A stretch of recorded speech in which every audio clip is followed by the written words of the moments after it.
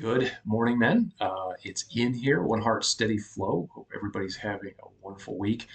Wanted to put out another video here this week. The topic is contentment. And just a little preface here. I am just a man here, just like you all, just working through my own salvation, uh, trying to study these things each and every week to uh, really open my heart to transform. And that's really the intention here behind all of this is just to sharpen each other. And I don't have it all figured out. Um, there's lots of wisdom still yet to be obtained, and it's never going to end. So until I leave this place, I'm going to keep trying to learn new things and just pass on, what's going on in my own life. So this week is the topic of contentment, really discontentment, and kind of how this shows up in our lives.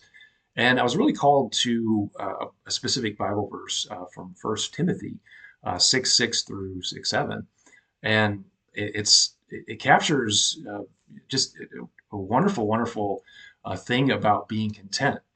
But the godliness with contentment is great gain, and that, I mean, is everything here. So we brought nothing into this world, and we take nothing out.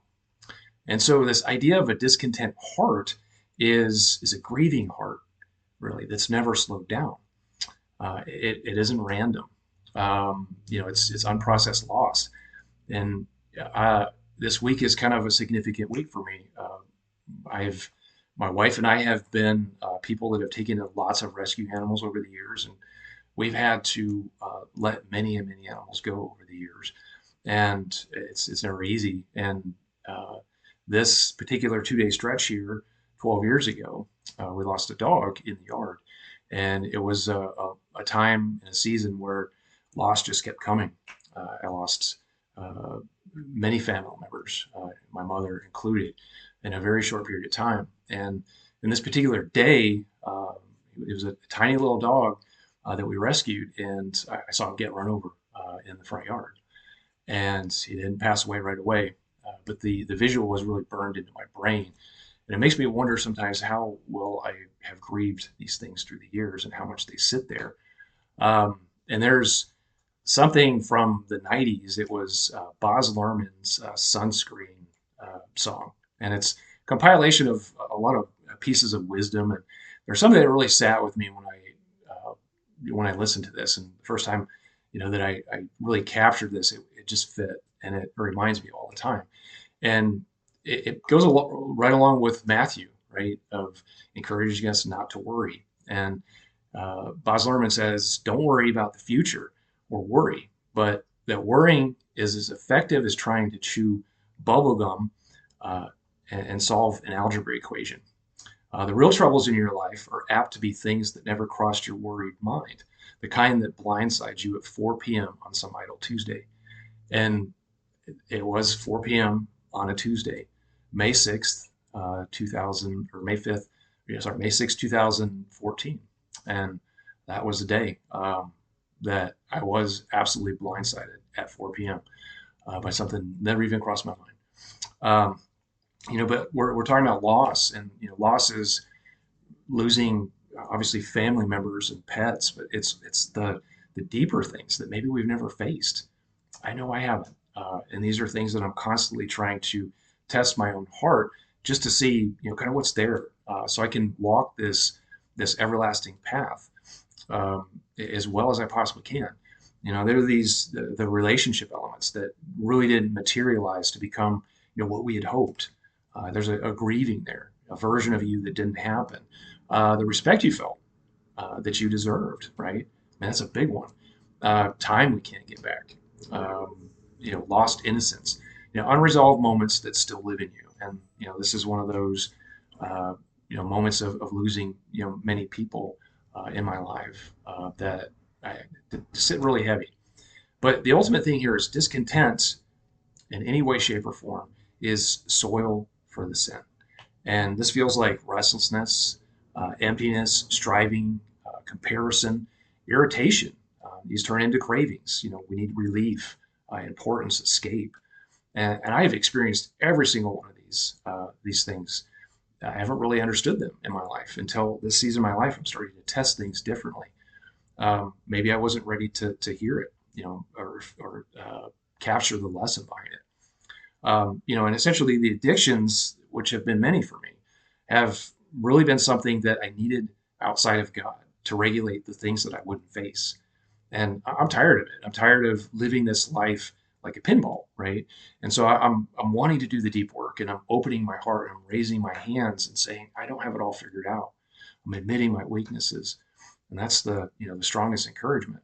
Um, Counselor told me something many years ago, and it was the three emotions that men are really, it's really are tolerable for men to experience, and it's anger, lust, and humor. And so everything really just reroutes through those three things. We've been trained as men. It's not that we don't lack emotion, but we're just trained. We're trained to reroute it through anger, which becomes control, edginess, a short fuse. I'll raise my hand. That's me. Lust, again, me. Uh, Many of us. Escape, dopamine hits, the evolution of more. Uh, Humor, sarcasm, deflection, staying surface level, not really wanting to go deeper. So it's really, hurt becomes anger, emptiness becomes lust, and insecurity becomes that sarcasm and humor. And the discontent it's a signal, right? It's not a flaw. We're all designed and made for more, but it's not the kind that we're chasing. And I'm reminded of the wisdom in Ecclesiastes of chasing the wind. I mean, it's brilliant. We're all of us are chasing things. And so really the encouragement is around some deep probing questions. What am I actually feeling right now? And not a surface level type of answer, a real answer. If we're really digging deep into our hearts, there's something there that needs to be overturned. For me, it's been decades old thing from my own childhood that I'm sitting with and exploring. And it takes a lot of courage to do that. What am I trying to escape? There's so many things and distractions in our environments that we're always trying to escape something and fill that time and space with phones, with busyness, things that don't really pull us closer to God. And the sitting with what feels unbearable in this moment to sit with. And this is the surface sin. It turns into things that I'm very intimately familiar with: nicotine, porn, anger, scrolling, spending, validation, work, food, control. I've tried to control every single thing under the sun, and it's really kind of ignoring these roots and understanding kind of where that first hunger came from, because we're all these things that we're sitting with. It's really a deep soul hunger, and it's possibly when did I first feel like I wasn't enough? When did performance equal survival? When did comfort become medicine? When did I stop trusting rest? When did I start running from silence? And ultimately, I mean, sin attaches to these wounds. It's not an excuse, but it's exposing these things, and it all started from the beginning in Genesis, the Eden patterns. Discontent, it came before the actual act. Maybe what you have isn't enough. Maybe God is withholding. And really, in the essence of this sin, it starts with suspicion toward God. Bam, that's big. And our culture feeds this so much. We have this modern machine, and it is a machine. It's a culture that really feeds discontent. There's always an upgrade. There's a hustle. There's a 24-hour masterclass. We have to consume. We consume more things. We waste a lot. We achieve. We're achievement hoarders. I have been. Everything is kind of on this instant routine of dopamine hits, satisfaction, validation, and escapes. And what happens here is, and I know this all too well, is that the soul loses the ability to be still. I have been just edgy my whole life, and I haven't understood it. I've always wanted to run fast and rush fast through things. And guys, contentment is warfare, spiritual warfare. It's not passive. It's not lazy. essentially my soul is anchored when this flesh is screaming so loud. And you're breaking the addiction cycles. It's rooted in things like urgency, emptiness, fear, striving. And the turning point to this whole thing. And once again, I don't have this all figured out. I don't. I'm still working out my own salvation and working through things, and it's never going to be done. That's the trap that we get into, is this one and done thing. It's We have to continuously look at our hearts. The turning point is to face it, to really face it, to name it, bring it to God. Bring it to God. Come to me, all you who are weary and burdened, and I will give you rest.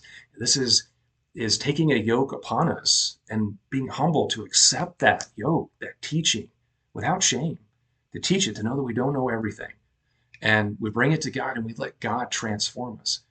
If we don't do that, everything leaks out sideways, and it turns into failed relationships. It turns into addictions. It turns into years and years of bouncing around in the dark, trying to chase the wind. You know, the truth is, grief doesn't respond to strategy. It responds to being acknowledged. This hurts more than I wanted to. Grief is hard. It is tremendously difficult. And it's revealing the roots of kind of some of our earliest grievances. What if anger is really unacknowledged pain? And what if the lust that is so prevalent, not just sexual lust, but lust for money, lust encompasses many different things. There's an unaddressed emptiness that we're bouncing up against there. And what if humor is this false armor, right? It's a deflection so that people can't see what's really in here. We're all called to put on the armor of God, and it's something that I do every single morning these days is pray the armor of God prayer. And I put it on. It's true armor. It's sustainable. It's lasting, and it will protect us. Um, Weaving in a couple of other things here from different sources. There's Marianne Williamson's "Deepest Fear" poem. It's brilliant. I love it. And I first heard it in a movie years ago, and it was, I think, Coach Carter. Um, but it was our deepest fear is not that we are inadequate. Our deepest fear is that we're powerful beyond measure. It's our light, not our darkness, that frightens us the most. And there's a lot of responsibility that we are to take on in this Christian life, and it's owning our calling. And God is constantly trying to form an identity in us and change our character and get us closer to that promise and that calling. But we have to do the underlying pieces of this. And then something else that in a course in miracles, uh, it is every decision is a choice between a grievance and a miracle. I release the regret, resentment, and grievances, and I choose the miracle. Wow. Yeah. I mean, sit with that. Everything is regrets, resentments, and grievances. And if we can learn from these things and we, moment by moment, look in our hearts and choose the miracle over and over and over again, the flesh is screaming, come back over and over and over again. Choose alignment and not reaction. And this is a work in progress for me. Um, and I feel like I'm making a few steps forward and I make a couple steps back, but I keep getting up these days. It's not decades and years of falling down. It is a day by day thing. I have a bad day, but you know what? I get back up. It's a character building day, is what it is. So the reality check is, discontent. It turns blessings, into burdens. A discontent heart, it consumes what it should cherish. So we're training contentment, and this is not instant. It's trained. God is constantly trying to train trust in us over and over and over, so that we can trust Him. We can trust Him. We can trust Him, and we can just embody the fruits of the Spirit. This is gratitude. It's slowness in a world that is preaching fast and quick. Presence, presence, presence, presence, presence over performance. Presence. God just wants us present and honoring what's in front of us and surrendering. And that's a hard thing to do, but it's our work each and every day. And peace isn't found in more. Just as the initial Bible verse says, we come into this world with nothing and we leave this world with nothing. So it is. It's not an accumulation that is going to make us happy. It's found in God within, within what already is. And so, maybe in closing, the real question here is, maybe not what sin am I fighting. It's maybe, why is my soul so hungry? Why is my soul so hungry? And tracing that backwards, Christ just doesn't remove sin. He restores the starving soul beneath it, and we have to uh, uh, come, come to God, come to Jesus with these things, and lay the things that are hardened our hearts over decades, to lay them at His feet. And so that today is uh, is discontentment, and this is a struggle, and it's the lessons, from James. Everything is a trial, and we want to be mature and complete, and we have to go through this. And so that is it for this week. I do have a blog post on Substack. I will put in an accompanying, like a write up on this, and you can read it if you want to. Um, and I just hope and pray that this reaches whomever it's destined to reach today. And just keep on really challenging the heart each and every day. That's the mission of this channel here, is to strengthen each other, to encourage each other, to really look into the heart and do the deep work, so that we can really live a fruitful life honoring our God. And so God bless you all, and thank you for tuning in.